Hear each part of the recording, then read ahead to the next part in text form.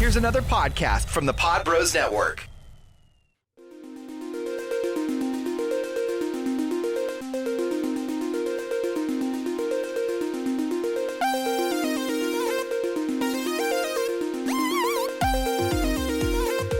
What's going on to all you Jean-Claude Van Damme fans? It is Jeff and John in studio, and we are taking on the Expendables 3 today. How's it going, Jeff? It's going well. How are you? Oh, great. Loving the Expendables 3. Hell yeah. Loving the Expendables franchise. So this was PG-13? PG-13. There was like 3 F words in it, though, wasn't there? I don't know. Maybe that was remember. like... I think there was like 1 for sure. I know there was at least 2. Maybe the cut I watched was like a director's cut or something. Maybe. I don't know. It might be possible. It's a 2014 PG-13 2-hour and 6-minute action-adventure thriller in which Barney augments his team with new blood for a personal battle to take down Conrad Stonebanks, the Expendables co-founder and notorious arms trader who is hell-bent on wiping out Barney and every single one of his associates. That's not bad. Yeah. Pretty succinct.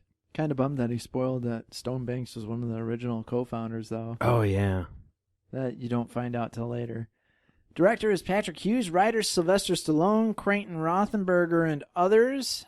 Didn't Stallone like direct the first one? Yeah, he directed the first one, and then I think he gave up the director spot to number 2 and number 3. Okay. Tagline, new team, new attitude, new mission. It's pretty good. And if you thought before that there is a lot of familiar faces in Expendables 1 and 2, like, just wait. Like, they don't even stick to action films or anything related to action films at this point. Yeah. So, unfortunately, we don't get Bruce Willis as Church in number 3. No. I think he had a conflict with filming or something, or he just said, no, I don't want to do it. I can't remember. But Sylvester Stallone reprises his role of Barney Ross. Jason Statham is Lee Christmas. Harrison Ford is drummer who takes the place of Church. And he says, you don't have to worry about Church anymore. He's not on this or something along those lines. He insinuated that he was dead. Yeah. Arnie plays Trench. Mel Gibson plays Stonebanks. I had no clue Stonebanks actually had a first name. Yeah, what was it? What did Anonymous call him? Conrad Stonebanks. I love the names in these movies. I know, the names are the best. Wesley Snipes plays Doc, except they call him Dr. Death. Yeah. Dolph Lundgren reprises Gunner. Randy Couture as Toll Road again. Terry Crews as Caesar. Kelsey Grammer as Bonaparte. That was awesome. He was great in this movie. Yeah, he was. I realized how much I just like Kelsey Grammer. Oh, me too. That's like when he was cast as Beast in X-Men 3. I know. Like that's the one shining star of X3. Yes. I thought he played the perfect Beast. He was amazing. Glenn Powell plays Thorn. Antonio Banderas plays Galgo. Victor Ortiz plays Mars. Ronda Rousey plays Luna. Kellen Lutz plays Smiley. Jet Li reprises Yin Yang. Ivan Kostadinov played Krug. Robert Davi played Goran Vada. And that's good because then we start getting into like local cop. And it's a big fucking cast. Yeah, man. Big cast, big scenes, crazy, some terrible CGI once again. Yeah, at least no CGI blood this time. There was like no blood at all this time. That's because it was PG-13. Yeah. Very, violent, but violent in the sense of Rambo on TV violent. Yeah. Where it's just like taking down a bunch of guys. Like what Hot Shots Part 2 where they had the kill count going on while Charlie Sheen was taking out everyone. It was like that, man. Yeah. It was crazy. So we open up. The guys are in a helicopter. There's a train going. They're tearing shit up already. The train has a giant machine gun. Barney lowers the copter onto the track so they can't get hit. The guys on top of the train get taken out by a cable, and Randy Couture and Christmas get into the train to break out Wesley Snipes, who stares at a photo of a man before they leave. Wesley Snipes runs on top of the train to kill some dudes instead of getting on the helicopter with them. He puts the train in fast motion, and the building starts to alarm. Guys are running everywhere. Wesley Snipes is just tearing up the place with the giant mounted gun in the front of the train. The guys are firing back at him, but he's protected by a giant shield. Barney won't leave him. Wesley Snipes jumps onto the helicopter as the train crashes into the building. Expendables 3! Off to a good start. Yep. They land in some abandoned airport. Everyone starts talking, and it had been 8 years since Barney and Wesley Snipes had seen each other. Wesley Snipes finds out that their old guys are all gone and dead. Dr. Death, he used to be a medic. That was long ago. Why'd you get locked away? Tax evasion. I like that he had a sense of humor. Yeah.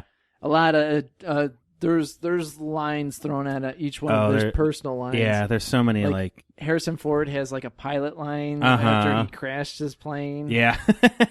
Yeah, it was pretty good. Where'd you learn how to fly or something like that? Yep. The jingle that the tags make, that's a reminder that our brothers are still here. And now Dr. Death is shaving his beard with Gunner's huge knife. Like the least practical knife to shave with. Yep. Doc says he's the best knife man. Christmas doesn't seem too impressed. And then he's like, I can't wait to go home and eat real food. And they're like, we're not going home. We got to drop off some bombs. And they're like, what? And Doc's like, why didn't you just pick me up after? Because we're down a man and we need you. And he's like, I don't have my shit. Barney gives him his shit. Yep. And he's like, that's my shit. Which is a ton of knives and whatnot and a vest. Dr. Death just doesn't know how to say thank you. Yeah. Your sincerity is overwhelming. I think I'm going to weep. Then we get Caesar there. He's on a boat. The guys are on the boat with him, getting ready to tear shit up once again. They go into a warehouse. Christmas takes some dudes out. Dr. Death runs up some stairs. Gunner snipes some dudes. The guys are good at keep on going throughout the building. Dr. Death does some parkour, taking dudes out left and right, climbs a tower as more baddies come. He kills another guy and starts messing around with the crane. The guys get into the storage container that's attached to the crane and are being lifted off. They see the helicopter landing. It's Mel Gibson, who is supposed to be dead. I love that you have no clue who it is, and then you just see Mel Gibson, and Barney just gets pissed. It's like, he should have just played himself. What's that anti-Semite doing here? It pisses Sly off so much he just opens fire. Mel Gibson shoots a bazooka at the container. Barney jumps off and hangs on for dear life on the other container. The guys take off, get into a truck, and open gunfire everywhere. We find out Gibson's name is Stonebanks. There's a crazy car chase scene. The truck is on fire. They're shooting up everywhere. It's a blast. Yeah, that whole sequence from like start up until this point was very action-packed and enjoyable, I felt. Oh, yeah, man. Caesar, we're coming your way. Where are you? Caesar launches his boat on a ramp and lands on the truck bed. Yeah, they definitely keep the pace of the previous films Oh, with this yeah, one. man. The guys pull over and just light things up, and then we see Stonebanks in a helicopter. He shoots Caesar in the leg. The guys grab him, and then he shoots him in the back, through the back. The guys grab and run with them. Stonebanks launches some weird bomb off at him. The guys jump. Thermobaric bombs, wasn't that what they said they were trying to pick up a shipment of? Yep. And they end up getting blown into the water. Whoa! Yep. Yeah. Things are looking bad. Caesar's not looking too good. Looks like he might die. We're back on the plane. He's in the middle aisle. They are surrounding him. Some sitting, waiting. Some look to be praying. We hear the jingle of the dog tags. Barney has a look of pain and anger in his eyes. We're at the hospital. Caesar is in bed. Barney leaves his lucky ring for him.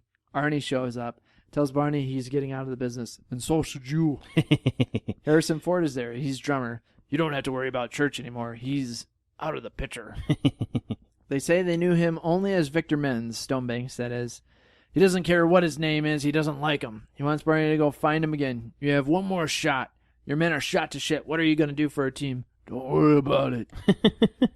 We're in Russia now. Stonebanks is looking at some painting, asking what the big deal is about it. Says it's a piece of shit. How much do you want for it? $3 million. Okay, I'll buy it. The guys are sitting around a table talking about once being the best. Maybe we still are, but we're basically done. Barney doesn't want the guys to end up in the same ground as him. It's done. It's over. Christmas isn't too happy. He chases after Barney as he walks out, and they talk. The ride's over. Stonebanks is at his home or wherever he is, taking the painting and looking around. Barney is in Vegas at an underground fight. He meets up with Bonaparte, Kelsey Grammer, asking for a new team of young people. And at this point, I mentioned the one great thing about Expendables 3 is I forget how many people are in this. Yeah, so that's insane. It was nice to, you didn't know what to expect. It's a main cast of 15 people. Seriously, yeah. dude. Bonaparte now finds out Stonebanks isn't dead. We're in Grand Teton, Wyoming. Now they're looking at a hacker. He's like, I'm not looking for an office worker. That's not him, as he's pointing at some dude sitting on a picnic table. It's a dude climbing rocks who's like, I want on you, as he looks at a cliff. He jumps, he misses it, and then just parachutes down. Next, we meet up with Luna. Where's the candidate? Right there in the red dress. She's not the host. Oh, she's not the hostess. She's the bouncer. She takes out some dudes on the floor. Men. Bonaparte lets Barney know he has a lump on his lung. That's sad. And he's like, I'm just playing. Yeah. He's like talking about how he wanted to pick up some money to leave to his kids that he didn't really know. Like, The whole thing, he's like, I got you there, right? He's like, no, I don't trust you. He's like, you never trusted me. Come on in. We now see Galgo. Bonaparte is pissed he faked out who he was. He's old. You're old. Mr. Ross, age is a state of mind. This is the third time this month. We're out of here. We're at the Edwards Air Force Base in California. We see Mars. He shows some weapons. They're all crazy looking. Lastly, they don't use them in the movie either. No, not at all. Yeah. Lastly, we have Smiley in Mexico. He's in a fight pit getting taken out by some dude. You took a dive for the money. And he's like, whatever. He just walks away. What do you want from me? Back and forth talk. Barney knows who the kid is because he's basically him. We get one of those speeches. Mm-hmm. We get a nice product placement of a Ford truck. Drummer is in the back of it. He tells them where Stonebanks will be. They want him alive. They want to try him for war crimes. The old gang shows up. They're kind of upset about the youngsters. Who you calling asshole, Grandpa? Bunch of has-beens trying to be hard. You're young and you're dumb. And you're full of ambition. Christmas throws his knife. Keep it. Trench and Barney team up. The old gang look on disappointed as they take off in the air. Smiley wants to know more about the guy they're going after. He tells him not to worry about it. Smiley wants to know why he wants to take out the guy so bad. Barney gives him the folder that Drummer gave him. Stonebanks used to be one of them. Christmas is twirling knives, drinking. Dr. Death is chilling. Gunner is shooting. Caesar's in the hospital. Toll Road is drinking in a bar. Christmas throws his knife at the TV. We're back on the plane. Trench is counting down for when they can drop. They jump out of the plane. We're in Bucharest, Romania. They're all there doing the usual undercover stuff. Stonebanks gets out of his car. Thorne is taking photos of him and letting them know all about the crew that's with him. Luna walks out in front of the road where Mars is driving his car, and he slams on his brakes so they get an idea of the weaponry that the guys are holding. They're all back together talking about their plan. The guys kind of make fun of Barney for being old, and they're like, what do you think this is, 1985? And Barney's telling him his plan. He's like, what? Thorne tells him how he's going to pretty much take down the whole computer system, blah, blah, blah, hacking. You better be right. Luna wants to know why he let the team go. You know, there are different kinds of family. And with my life on the line, it's my family fighting with me. Ooh, teaching Barney. Yep. They're ready to attack. Barney and Luna go down the sewer. Stonebanks looks at fine art. Thorne uses an RC car-looking thing to travel and then be the surveillance, and then it turns into a drone. I think there's actually a drone that does that. That does that? Yeah. That's pretty badass. Yeah, it is. We now have people rappelling down buildings. I think that was Smiley and Mars. Barney and Luna are in. The buyer is early. What do you think? It's okay. It's Cain and Abel. The buyer takes the painting and the weapons. Thorne cuts the power and things go crazy. Stonebanks starts running. He's leading them to the right area. Luna takes them out with a taser. They have him as prisoner. Barney punches Stonebanks in the face. What happened to the old crew? Stonebanks is a pretty big asshole. Yeah. Tells him he's going to drop him off at The Hague. Do you think you can just deliver me and drop me off as a package? Barney and Stonebanks started the Expendables together. You got a conscience now. Tells him about how 3 of the Expendables died on the project from the government pissing off Barney. Stonebanks says when it's time to kill him, he's going to use his hands. And things get crazy. Then a helicopter takes out the van. And then the dude shoots right by Barney as he goes for his weapon and knocks him out into the water with the rapids, where he hits himself on a giant boulder and knocks himself out. And Stonebanks now has the young Expendables team. Barney is caught by some guys, but he easily takes them out. Yeah. He's back by his plane. Trent shows him a message from Stonebanks. You want them? Come get them. Stonebanks is talking with the team, has them all hung up, tells them about how the CIA called them so their hands wouldn't get dirty. We killed a lot, but we saved more lives than you could possibly imagine. Yeah, I'm really confused as to his motivation in this film. Like, yeah. He's just justifying what he's doing, but, you know, then the other part of it, he's like, oh, I just want to make money, and you can get a lot more done by making money. And yeah, right? Yeah, like, exactly. He's kind of flip-flopping. Yeah. Then they tried to bury me. Lesson here is never do business with the government. I'll save you the heartache. You never will. Trench and Barney are talking. You're really going back alone? You're an idiot. I guess our favor is done, but you're still an idiot. I'm happy that Arnie had more screen time in I know, this. man. Me too. Golga shows up. He wants to be his friend. Everybody needs friends. And he's like, I should know because I'm lonely. It's a one-way trip. One-way trip is better than no way, which is the way I live now.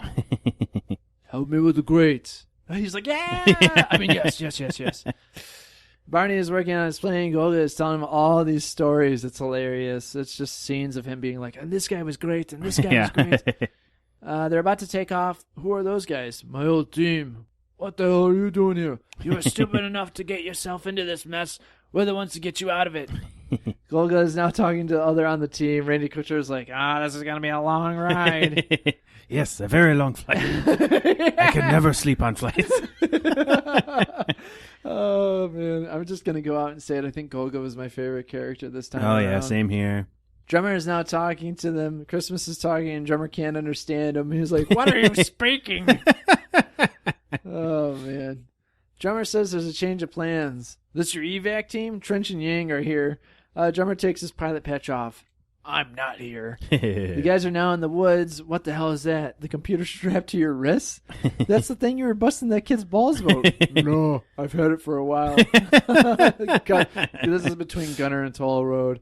Golga and Barney are talking. Golga tells them about a situation, what happened. Everyone died except him. They're checking out the compound. What do you think? I think we should get this over with. The guys don't like it. They know they're basically walking into something. They're scoping the place. Looks like there's C4 planted around everywhere. They release the kids. Stonebanks comes on the TV and tells them the place is wired. You have 45 seconds to get out.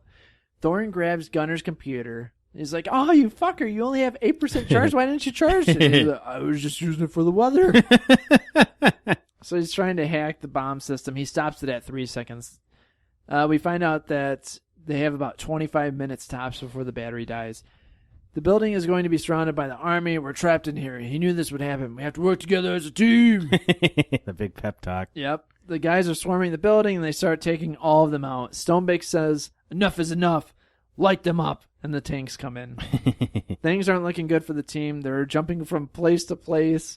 Tanks blowing up everything. Yeah, that was a pretty crazy action sequence. Yeah, like this movie, it was really action-packed in the beginning, and then it kind of dragged in the middle during the recruitment phase. Yeah. And then it really picked up. Yeah. Man. Barney is about to get blown up by a helicopter, but Drummer comes out of nowhere with the cavalry, and they start lighting people up. Drummer's in the house. Oh,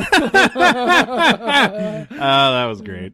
We get a chopper line from Arnie, and then we end up getting another one. Yep, the straight up get to the chopper. Get to the chopper. Yep. I think Smiley was the one riding on the dirt bike and now doing some crazy-ass stuff. He jumps over a tank and throws a grenade into it and blows it up. Luna's some G.I. Joe stuff right there. Oh, dude, it was. Luna is arm-barring dudes. Golga is being comedic and getting into messes that turn into his advantage. Gunner gets into a tank and starts smashing stuff. Toll Road is blowing shit up. Yeah. Dr. Death and Christmas taking dudes out. Golga takes dudes out. Luna takes dudes out. Don't Stop Me Now by Queen should be playing right now. Dr. Death knifing dudes. Christmas knifing dudes. Luna practicing jujitsu on dudes. Yeah. Says men again. Men. Drummer, Trench, and Yang taking dudes out. The reinforcements are coming. The only way out is up. Everyone to the roof now. So Smiley drives up a broken down helicopter made out of a ramp and lands on the same floor as Barney, which is like 10 feet floors up. Starts taking dudes out. Stonebanks is pissed now and goes after him. Did you see the size of the revolver he was packing? Yes. It was a 500 Nitro Express. So you could like stick your thumb into the barrel of that thing. Yeah. So ridiculous. Good morning, guys. Let's get to the chopper. I love. Oh, no, go ahead. Sorry, I love the back and forth between all these stars that I never thought I would see together in a film. Seriously, for real. Yang, you're working for Trench? Yeah, he pays me more money. Stonebank shoots Barney. Come on, stand up. You'll feel better. Lose the armor. I want you to feel it. They start fighting hand to hand. The team is waiting on Barney. The battery is at 1%. They both reach for the guns. Barney shoots up Stonebanks. He's on his knees. What about the Hague? I am the Hague. That was my favorite line of the movie. And he takes him out. And then the building starts to fall down. Barney somehow miraculously is on the roof. Yeah. Running. The roof's falling apart. And he jumps off. The explosion launches him into the helicopter. No one thinks he's made it. They're all looking sad. Then there he is hanging on the rope. Pull me up. And they're wisecracking him while he's on the rope. Don't pull him up. And they fly off. We're now at a bar. To Caesar. Hey, he's all right now. He's fine. It was a week later. Yep. They all drink. Caesar gives him his ring back. He says he thinks he might have stretched it out a little. Yep. You never got him to The Hague. And then drummer's like, I haven't had this much fun in years. And Sly's like, it's good to have fun. Oh, man. So Goga's like, hey, kid, get a man on the team. Got to be coming. And he's like, Barney lets him on. He's like, oh, thank God. I already paid a fortune to get this. Yeah, the shows tattoo, the tattoo. Christmas and Dr. Death play knife throw. They both hit the bullseye, but Death's blade falls. Best 2 out of 3. Neil Young's old man plays as Barney and Christmas drink while watching the youngsters sing the song. Christmas and Barney talk, bump forearms. The end. Oh, man. So that was Expendables 3. What was your favorite part in it? I really enjoyed the I am the Hague line. I loved when Harrison Ford showed up in the helicopter, too. Yeah, that was pretty sweet, man. And I don't know. Overall, it was a very enjoyable film. Yeah, it was.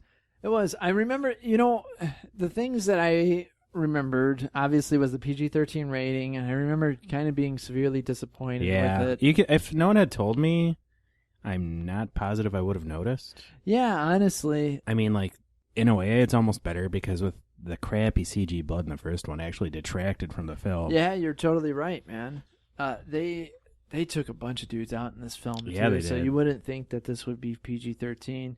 But I forgot how much I really did enjoy this film. For whatever reason, this is probably the second time I saw it. Mm-hmm. I was a little disappointed in it just because it was kind of like, hey, here's taking out the old team. We're bringing in this new team. Yeah, I didn't really care for the new team very much. I mean, you don't watch the Expendables for a fresh new team. Exactly. You're watching this film for a bunch of 80s and 90s action stars. That's exactly it. And I think that's the reason why I was like, eh. And plus, like, we didn't really get to see any good fight scenes with any of the old members at all. Like, no, there wasn't. I was really hoping for a Dolph fight scene in this movie, but there wasn't. Seriously. No, there wasn't. That was kind of weird. Kind of a bummer on that.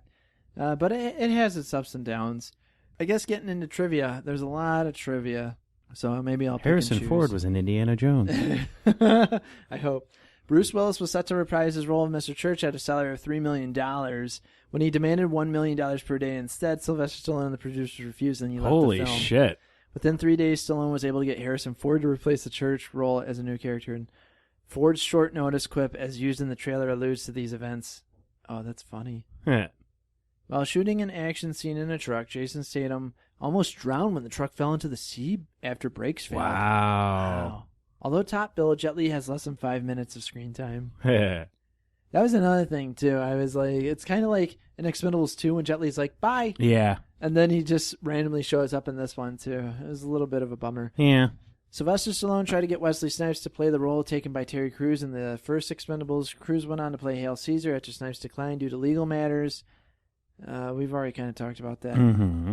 When he is asking about the whereabouts of Church, Max Drummer answers that he's out of the picture. This is an in-joke that, he was running out. The picture, yeah. When Toll Road asks Doc why he's got locked up, Doc replies, tax evasion. And we know why. Yeah. As his character in the film, Harrison Ford is a skilled pilot in real life. In fact, Ford has conducted some search and rescue missions just like his character does in this film. That's so wild. Yeah, man. In one scene, Antonio Banderas' character sings El Novio de la Muerte, Bridegroom of Death. That song is the official hymn of the Spanish Legion, an elite unit of the Spanish Army. Banderas was made an honorary member of that military unit in 2013. No kidding. Wow. Sylvester Stallone offered a supporting role to Jackie Chan, but Chan refused due to scheduling conflicts, and he also prefers to play a lead role. Oh, come on. Fuck off, man. You would have made so much money just showing up. Yeah, really. But you know what? Jackie Chan doesn't care about money. He's a pretty big philanthropist in China. Is he? Yeah, he's a really nice very guy. patriotic communist too. He is, man. He really is. Yeah, You don't hear that in America. Yeah. A copy of the film was leaked online 3 weeks before the release date. The film was downloaded 189,000 times in the first 24 hours. Wow. Terry Crews begged Sylvester Stallone during production not to kill his character off. Arnold, yeah, why would you? I mean, there hadn't been the only character that died was what's his face in Expendables 2, the younger. Yeah, Thor Jr. Yeah, Thor Jr. Liam Hemsworth. Yep. Arnold Schwarzenegger worked a little more than a week on the movie. Okay. The film marks many reunions for numerous principal actors outside their Expendables roles. I don't feel like reading that. Arnold Schwarzenegger's character twice quotes his previous films Get to the Chopper and I Lied from Commando. Yeah, I forgot That's about awesome. that. I lied. In the first drafts of the screenplay, Antonio Banderas' character is named Matador. After Banderas agreed to play the role, he made several suggestions for the character. One of them was to change his name to Galgo, which is Spanish for greyhound. Huh. Dolph Lundgren, Wesley Snipes, and Antonio Banderas each played the antagonists in 3 different Sylvester Stallone movies, Rocky IV, Demolition Man, and Assassins, respectively. Dwayne Johnson, Clint Eastwood, and Mila Jovovich were considered for a role. That would have been interesting. Yeah. Maybe number 4. Let's cross our fingers. Oh, hell yeah. Jason Statham has the last line at the end of every Expendable film. I never noticed that, yeah. At one point, Mickey Rourke was set to reprise his role of Tool. I wish. Yeah, he was great. Nicolas Cage was considered for the part of Bonaparte. That would have been sweet. I'd like to see him as a villain in the I know. next He one. better be the villain in the next one. And it's maybe he and John Travolta. I just wrote Expendables 4. Hell yeah. Actor Mel Gibson was cast as Conrad Stonebanks. Director Patrick Hughes suggests the character have an Australian background. Although Gibson was born in the U.S., he spent most of his youth in Australia. I didn't realize he was born in the U.S. I didn't know that either. Huh. Steven Seagal was offered a role, but he declined. Good. And Terry Crews' screen time was limited due to scheduling conflicts with Brooklyn Nine-Nine. being shot. Yep. Twice. Twice, in the leg and the chest. The film marks the first acting part for mixed martial artist Ronda Rousey, who performed most of her own stunts. She has since been cast in Furious 7, The Athena Project, as well as Entourage.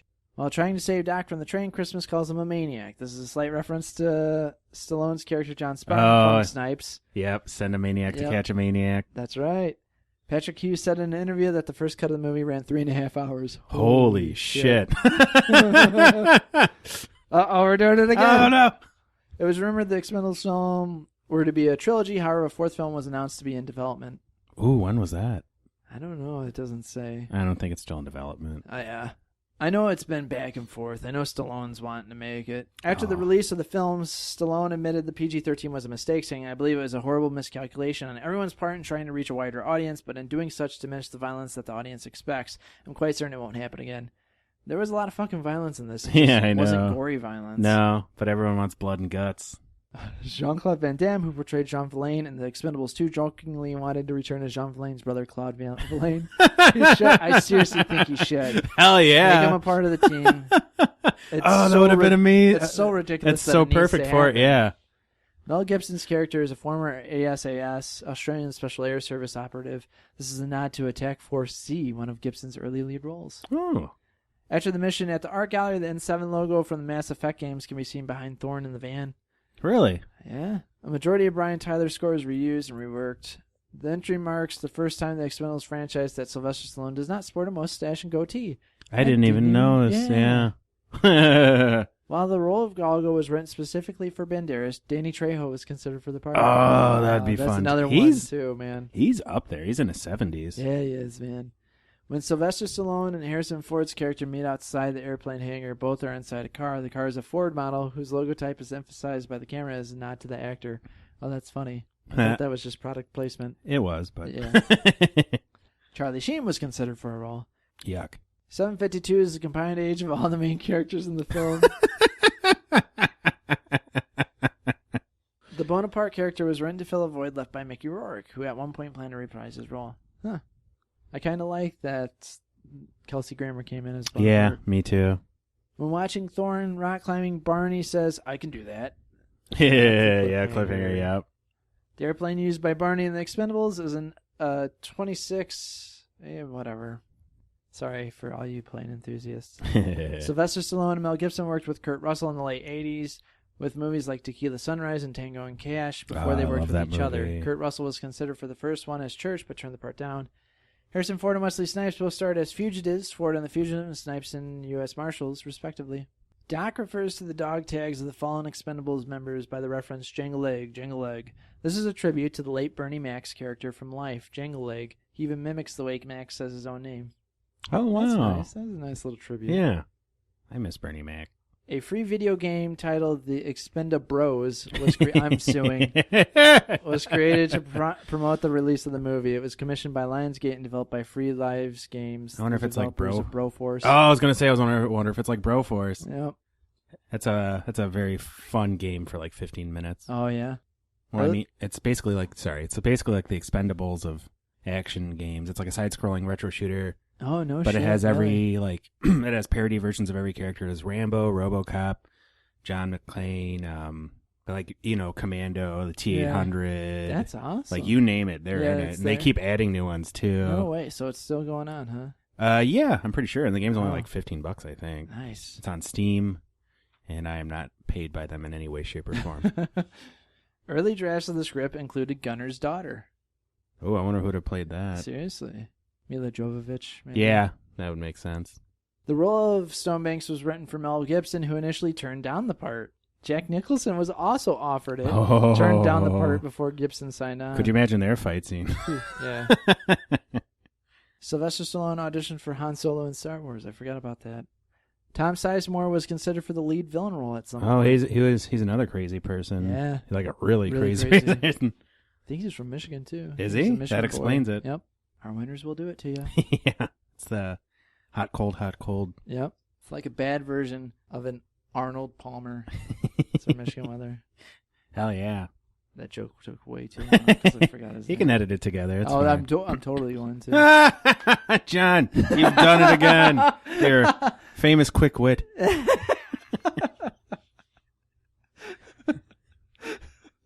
Thank you. Razor sharp. That's what I try. That's going to be my Expendables name. It's Razor Sharp. All I do is do dad puns. And I'm going to be the guy that dies. Immediately. Yep. I'm like, oh no. Looks like he'll be hanging around. Like, Razor Sharp. What? I need that as much as I need a hole in the head. Razor Sharp! No! His comedic timing was too good. All right, I'm just going to end it there. There's a lot of stuff in here, but we'll just end it there for good measure. So that's it. That's the Expendables franchise, except really, I mean, we had the comic book. Mm-hmm. I read the comic book. It's not bad. I'll let you borrow it. I meant to bring it in today so you could borrow it. Oh, damn. Oh, well. We could do a crossover with Kapowcast. Hey, that's not a bad idea. Oh my gosh, is this for real? The Expendables 4 in development? Whoa. Supposedly. Writers Dave Callahan and Gregory Poirier, but there's no Stallone as the writer in this. They already have trivia for it. Let's read some of the trivia for Expendables 4. Ooh. Sylvester Stallone's first choice for the villain was Jack Nicholson. Sylvester Stallone confirmed this is the first of a new trilogy. Oh, man. Bill Goldberg was approached for a villain role in this film. Legitimate action star. Bruce Willis might return as Church, but this time as a villain. Set for a 2020 release date, film's going to be rated R. Ron Perlman is interested in appearing in the franchise. Both The Rock and Batista are rumored to be in the fourth installment. Oh, man. Pierce Brosnan has agreed to appear in a fourth film. Fuck yeah. Everyone's favorite action star. Mm-hmm. Well, I guess the Bond films do make you Oh, yeah, it did. de facto action star. That's, hell yeah. Wow. In 2018, they said the Expendables 4 will begin filming this summer, cast members say. So, yeah, looks like it's Yeah. Oh, that's right, because Terry Crews refused to be in it. Oh, yeah. That's right. Because of the whole situation. Of him, getting all touched up on and feuding with 50 Cent. I heard they're replacing him with 50 Cent, actually. I'm just kidding. That would be... Didn't they say 50 Cent? They wanted 50 Cent in, like, the first one? I don't know. I can't remember. I hope not. I might get my never did care for him. Hey, I met 50 Cent here in beautiful Downriver. Oh, that's true. He does support the area. What is he doing? What was he doing downriver shilling booze anyways? Like, is he bad with money? He had a deal. Oh yeah, he had a deal with effing vodka. That's the reason why. So he went everywhere in Michigan to shill. But Wow. I think he went everywhere though, like not just Michigan. I think Okay. he was doing a U.S. tour of it. Really needed that money, I guess. Yeah. Or he just loves that vodka. Oh yeah, maybe both. It's not a bad vodka. No, I had it. It wasn't bad. My So- buddy bought some. Yeah. So I got my autographed bottle of 50 Cent vodka. Did you drink it? A little bit of it. I haven't Okay. drank it all. Let's finish it all right now. We probably should. To celebrate. To celebrate, that's right. To Expendables 4. Yep. All right. Thank you all for listening so much. We hope you enjoyed that. I honestly don't know what we're going to do next. I have to look at my chart, which I keep forgetting to do, to see what sequels and prequels we have left. I know we don't have many. And then after that, we might actually do the 6 Degrees of Van Damme. Yes. That's going to take me a little bit to try to piece together. Yeah, we'll have to make we'll have a conspiracy theory word web. Like, it'll cover all the walls of the studio. Yeah, dude, there's going to be a word web everywhere in here. We're going to see people tangled up in it when we come in the studio. I can't get out. You have to figure it out to escape.